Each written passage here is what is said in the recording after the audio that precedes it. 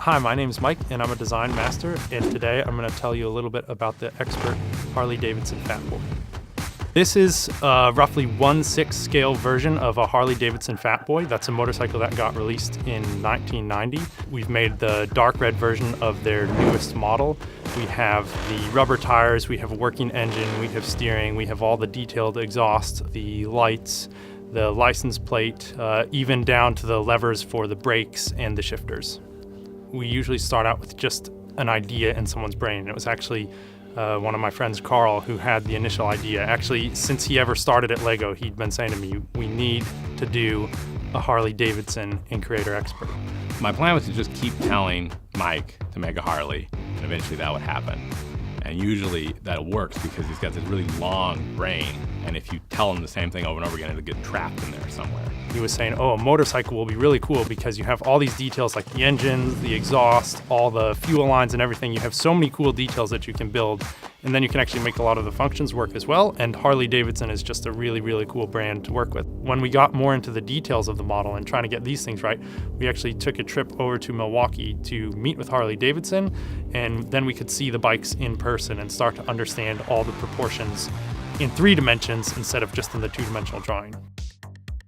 The Fat Boy is really unique because it has solid cast rims, so it's just like one giant dish. It doesn't have any spokes. And we didn't have any piece that could represent that well in the Lego model, so we actually had to get Manny, the main Manny Zamani, to help out on this one. And he made us a new rim element that we could use on both the front and back of the motorcycle that really does a great job of capturing that iconic look. Part of the reason it's called the Fat Boy is that it doesn't actually have the same tire in front and back. The front, I think, is 160 millimeters, the back is 240, so it has this really fat rear tire. And what Manny was able to do was he was able to make a rim that we could use in the front once. In the back, we double it up, and that makes an extra wide rim, and then we put a new, wider tire over that combination of 2 rims to form the whole rear wheel assembly. What you see here is a design process for the patterns of our Fat Boy rear tire. So we wanted to actually have the same design style of the previous slim tire replicated in our fat tire. On the rear number plate, we have 41. That's actually a manufacturer's license plate that's used by Harley-Davidson in Wisconsin. On the instrument cluster, we have the odometer, and that is set to the birth year of a guy who works at Harley-Davidson. His name is Casey, and he's the designer of the 2018 Harley-Davidson Fat Boy, so the real motorcycle. We put that in because we actually worked really closely with him when we developed this Lego model. There's a little detail on the bottom of the engine on the low side that's a reference to the original designers of the Harley-Davidson Fat Boy, released in 1990.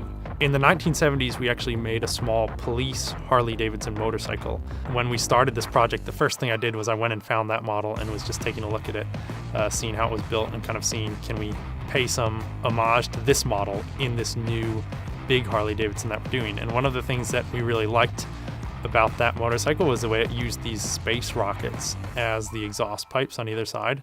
So in the Fat Boy, we actually use airplane engine piece, and it's a very similar looking piece in both feel and functionality, and so we used that as the exhausts on this motorcycle.